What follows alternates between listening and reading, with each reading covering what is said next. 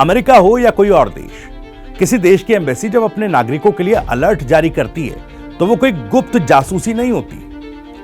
सोनम वांगचुक और NEET paper leak के खिलाफ प्रोटेस्ट कर रहे छात्रों ने 17 जुलाई से हफ्तों पहले पब्लिक डोमेन में, सोशल मीडिया पर और पुलिस परमिशन के लिए प्रोटेस्ट की तारीख का ऐलान कर रखा था।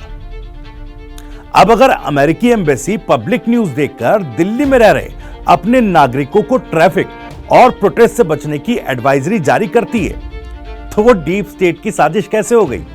अनफॉर्चुनेट है कि एक आईटी सेल का पैसा लेकर ऐसे लोग जनता को बेवकूफ बनाने में कोई कसर नहीं छोड़ते। चलिए आगे बढ़ते हैं। बिधुड़ी जी कहते हैं कि 2014 से पहले मनमोहन सिंह चुप थे और नेशनल एडवाइजरी काउंसिल देश चला रही थी, जो रॉकफेलर फाउंडेशन, फोर्ड फाउंडेशन और बिल गेट फाउंडेशन से फंडेड थी। 2013 में जो मनमोहन सिंह जी की गवर्नमेंट चलती थी तो वो चुप क्यों रहते थे? मनमोहन सिंह वो इसलिए चुप नहीं रहते थे कि उन्हें बोलना नहीं आता या फिर उनके पास पर्टिकुलर कोई पावर नहीं है। पावर की बात नहीं थी, बात ये थी कि उनके पास कोई काम ही नहीं था। काम जो मोस्टली होता था, इंडिया की पॉलिसीज वो बनाती थी स्पेशल एडवाइजरी काउंसिल।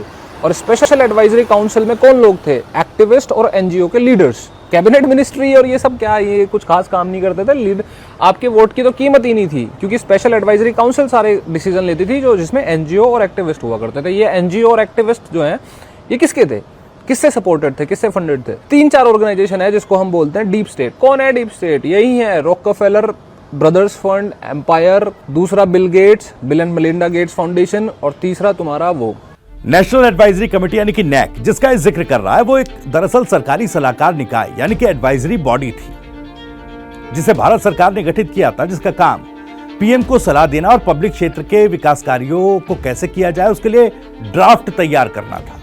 और जिन 3 अमेरिकन कंपनियों की ये बात कर रहा है, थोड़ा पढ़ा होता तो पता होता कि फोर्ड फाउंडेशन या रॉकफेलर फाउंडेशन का भारत में इतिहास दशकों पुराना है।